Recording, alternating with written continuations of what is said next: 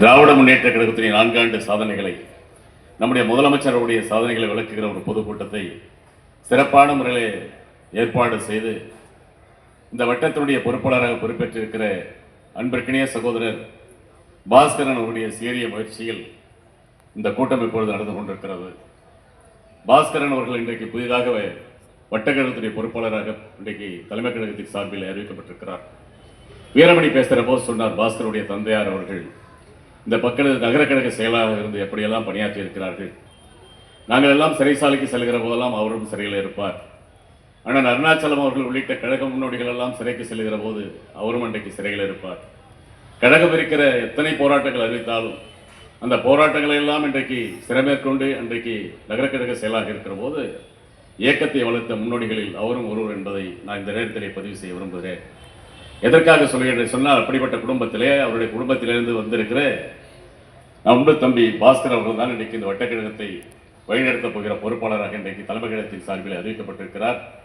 அவர் அறிவிப்பு வந்து 2 நாட்களேயே அந்த கூட்டம் அவரிடத்தில் ஒப்படைக்கப்பட்டு இன்றைக்கு இந்த கூட்டம் நடந்து கொண்டிருக்கிறது என்பதை நான் இந்த நேரத்தில் அவருக்கு வாழ்த்துக்களையும் நன்றியும் தெரிவித்துக் கொள்ள நான் கடமைப்பட்டிருக்கிறேன்.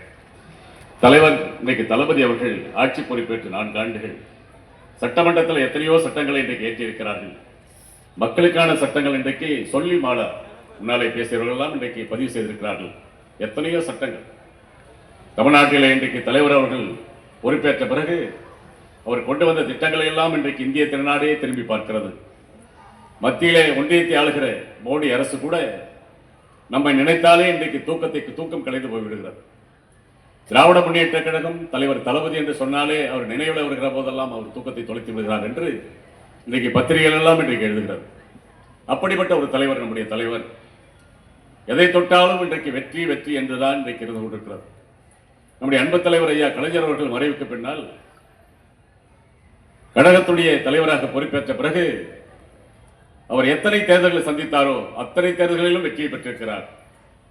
அவர் கொண்டு வந்த வியூகங்கள் அப்படி, அறிவிக்கிற திட்டங்கள் அப்படி, கொண்டு வருகிற திட்டங்கள், தேர்தலுக்கு முன்னால் அறிவிக்கிற தேர்தல் அறிக்கை எப்படி, எல்லாமே மக்களுக்கான திட்டங்கள். இதில் சுயநலம் என்ற ஒரு வார்த்தை கூட என்றைக்குமே இருந்த வரலாறு திராவிட முன்னேற்ற கழகத்தில் இருந்தது இல்லை என்பதை இன்று வரையிலே நிரூபித்துக் கொண்டிருக்கிற ஒரு தலைவர் நம்முடைய அன்பு தலைவர் அண்ணன் தளபதி அவர்கள் என்பதை நான் இங்கே பதிவு செய்ய விரும்புகிறேன். திட்டங்களை பார்த்தோமானால் தமிழகத்து வரலாற்றிலே திராவிட முன்னேற்ற கழக அரசை மிஞ்சுவதற்கு வேறொரு அரசு இதுவரையிலே வரவில்லை என்றுதான் எல்லோரும் சொல்வார்கள். அந்த வரிசையில் இன்றைக்கு நம்மை மிஞ்சுவதற்கு நாம் தான் இருக்கிறோம் என்று சொல்கிற அளவிற்கு இன்றைக்கு திட்டங்கள் இருந்து கொண்டிருக்கிறது. முன்னாலே பேசிய மாமன்ற உறுப்பினர் பாரதி பேசும்போது சொன்னாங்க, என்னென்ன திட்டம்லாம் இந்த பகுதிக்கு வந்திருக்குது.